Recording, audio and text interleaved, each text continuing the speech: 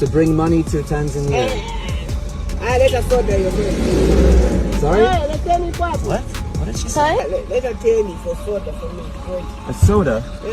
Let her 10,000. Give me 10,000. I want to promote. That's a bribe. That's a bribe. Okay, kuna video ambayo inasambaa kwenye mitandao ya kijamii ikimwonyesha askari ambaye ni trafiki akiwa anaongea na jamaa mmoja hivi ambaye ni mtalii, na alipomuuliza kwamba una issue gani huko, akamwambia bwana, nimekuja kwa ajili ya kupromote utalii wa Tanzania. Lakini kitu cha ajabu ni kwamba kitu cha ajabu ambacho kimetokea kwenye ile video ni kwamba yule askari trafiki alimuomba shilingi 10,000 kama rushwa. Wengi wao wametafsiri kama rushwa.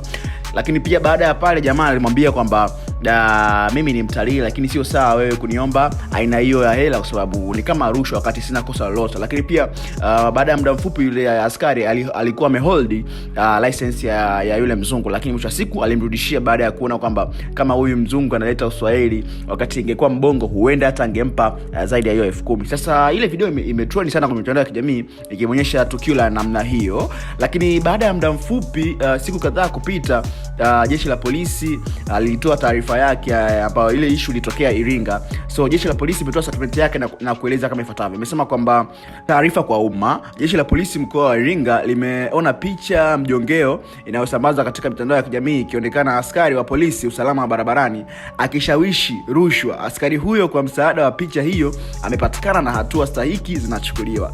So ni kama vile watu wengi baada ya kusambaza ile video ilijulikana na ni aina gani askari ambaye ameshawishi kupokea rushwa kutoka kwa mtu ambaye hakuwa na kosa. Sasa jamaa amekamatwa, lakini negative comments zimekuwa nyingi kwa waja kuonyesha kwamba sio vizuri sana kwa kile ambacho kimetokea. Lakini pia kwa upande wa polisi au yule ambaye amerecord ile video hakufanya sawa, kwa sababu tunajua kwamba kila siku tunatembea barabarani la matukio mengi ambayo yanatokea, lakini hawa askari wamekuwa kitu favor kwa namna moja ama nyingine. Lakini kitendo cha kile ambacho amekifanya kurekodi hakikuwa sawa, kwa sababu hayo mambo mengi yanatokea barabarani. Natamani kujua kwa upande wako wewe, je, ni sawa yule mtu ambaye amerekodi? Lakini pia je, ni sawa yule askari alichokifanya? Wewe upo upande gani? Upo upande wa mzungu au upo upande wa yule traffic ambaye ameomba rushwa? Dondosha maoni yako hapo niambie. Lakini nikusihi mpenzi mtazamaji, kama hujasubscribe, ni wakati wako sasa kuhakikisha kwamba unabonyeza kitu ambacho kimeandikwa subscribe ili uwe mwanafamilia bora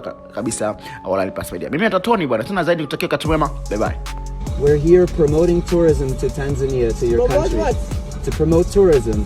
We're trying to bring money to Tanzania. Let us soda your friend. Sorry? Let her 10 What? What did she say? Let her 10 for soda for me. A soda? Let her 10,000. Give me 10,000. I want to promote. That's a bribe. That's a bribe. But you're bribing us But that's now. a bribe. Can I just please have my license back? Because that's not allowed. That's not legal to ask for that money in cash. It's not legal. I know the laws here. It's not legal. Where you come from? Florida? I'm from Canada. From Canada? Yes. Thank you. But for the rules. Okay, for sure. But asking for bribe money, that's illegal. You can't do that. We're here promoting